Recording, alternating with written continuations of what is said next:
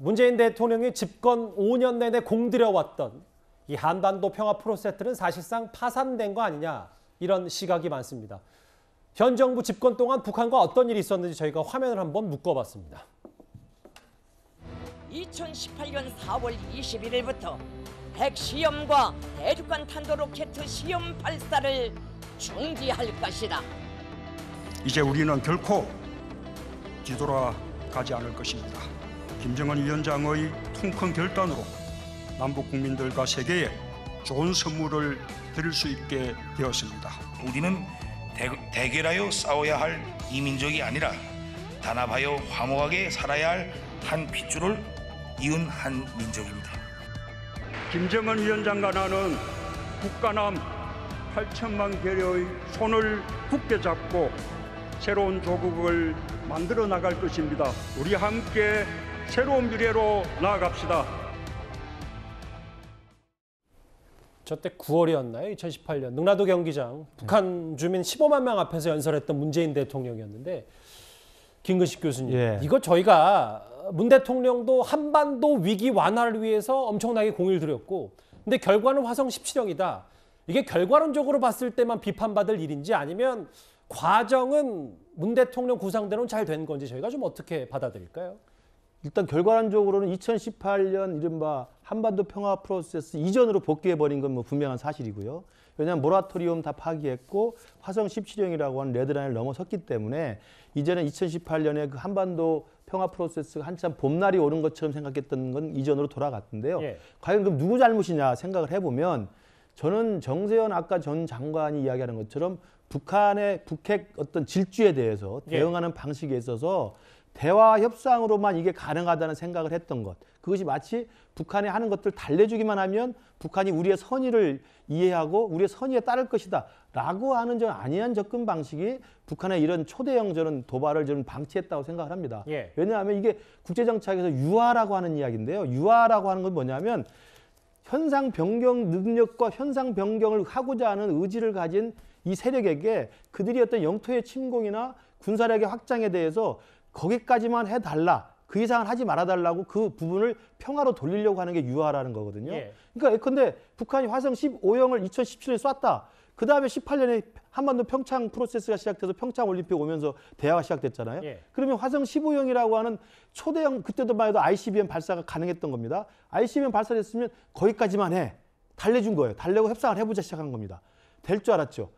여전히 되지 않지 않습니까? 그리고 나서 2021년이 작년에 이미 북한은 8차 당대회를 통해 가지고 국방력 발전 5대 가업이라고 해서 지금 진행되는 극초음속 미사일이라든지 오늘 발사한 화성 17형과 같은 초대형 핵무기라든지 핵 잠수함이라든지 자기들이 갖춰야 될 국방력 발전 5대 가업을 꾸준히 지금 실천해 오고 있는 거예요. 그러니까 더 이상 북한이 하면 거기까지만 하고 이제 평화롭게 지냅시다 라고 하는 달래는 방식이 국제정치학에서 이야기하는 가장 머리석은 유화의 정책이었다는 것을 깨달아야 됩니다.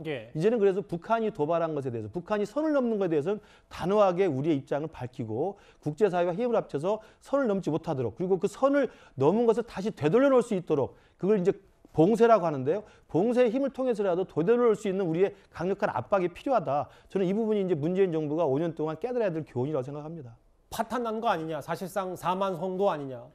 5년 동안의 한반도 프로세스에 대해서 비판 목소리가 나오는데요. 구장체장. 근데 우리 군 당국도 뭐 대응 성격의 군사 조치를 하긴 했어요. 보니까 이른바 엘리펀트 워크라고 불리는 F-35 30대가 코끼리 행진을 연상시키는 훈련, 이거로 좀 맞대응 성격으로 하긴 했습니다. 네, 그러니까 이제 그 북한이 만약에 도발을 했을 경우에 우리가 충분히 그것을 응징할 수 있는 능력이 있다라는 것을 지금 이제 이 엘리펀트 워크를 통해서 과시를 하고 있는 건데요. 이제 스스로 지킬 힘이 있다는 것을 보여주는 건데, 그런데 이제 핵무기 탑재가 가능한 ICBM이 저렇게 그 시험 발사됐을 때에는 우리만의 어떤 힘만으로 과연 북한의 어떤 그 도발을 막아낼 수 있겠느냐. 한미 동맹을 강화해야 된다라는 것도 이게 같이 생각을 해볼 필요가 있습니다. 제가 그 2달 전에 그 반기문 전 유엔 사무총장을 만나서 인터뷰를 하면서 깜짝 놀란 것 중에 하나가요. 우리나라 한미 동맹은 나토 동맹과는 좀 다르다는 겁니다. 나토의 경우에는 나토 국가가 침략을 받았을 때 자동 군사 개입을 하게 돼 있는데, 한미 그 동맹의 경우에는 자동 개입은 할 수 있지만 그건 대통령의 결단으로 그 자동 개입을 하지만 60일 이내에 미 의회의 승인을 받도록 돼 있습니다.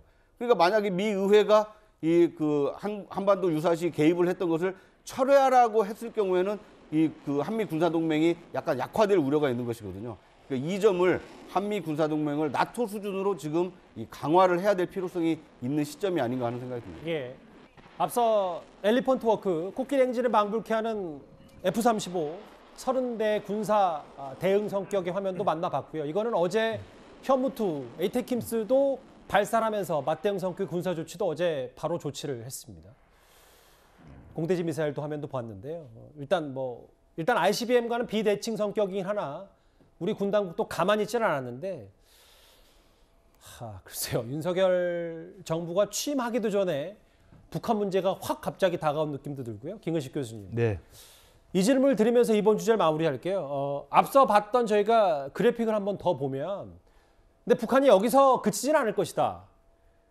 추가 도발 혹은 추가 미사일 시험을 더 할 것이다. 그래서 지금은 이렇게 고각으로 위까지 날아가는 화성 17형을 했는데 이것보다는 좀 각도를 낮춰서 일본과 하와이 혹은 하와이와 미국 본토 사이까지 화성 17형 ICBM을 시험 발사하는 거 아니냐는 전망까지 나오는데 그럴 가능성이 있다고 보십니까? 추가 도발의 가능성은 철저하게 제가 볼 때는 북한 김정은 그들의 스케줄대로 갈 수밖에 없습니다. 아까 제가 말씀드린 작년 8차 당대에서 말한 5대 과업의 각 부분들을 계속적으로 타진해서 성공적으로 완수할 수 있도록 노력을 할 것이고요. 여기 남아있는 게 아까 말씀드린 핵잠수함하고 SLBM이 남아있습니다. 그리고 극초음속 미사일이 남아있고요.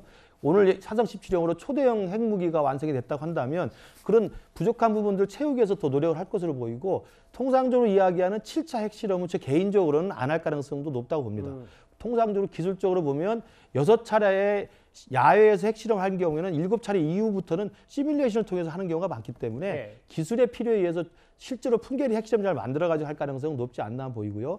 그다음에 지금 앵커께서 말씀하신 것처럼 지금의 고도와 사거리를 조정해가지고 좀 더 이제 현실에 맞게 또 쏠 가능성도 있다고 보는데 그 부분은 일본 열도를 넘어서 괌이나 이 미국의 어떤 지적적인 신경을 할 정도까지 태평양으로 넘어가는 것은 북한으로서 굉장히 위험한 것이기 때문에 그 부분도 아마 북한도 여러 가지 신중하게 접근할 것으로 협상의 보입니다. 지렛대로 삼을 수 있다 이 맞습니다. 말씀이신 거죠?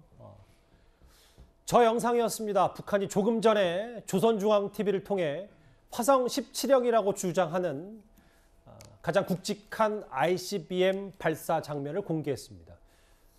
윤석열 당선인도 바로 경고 메시지를 했는데요. 첫 번째 이슈 여기까지입니다.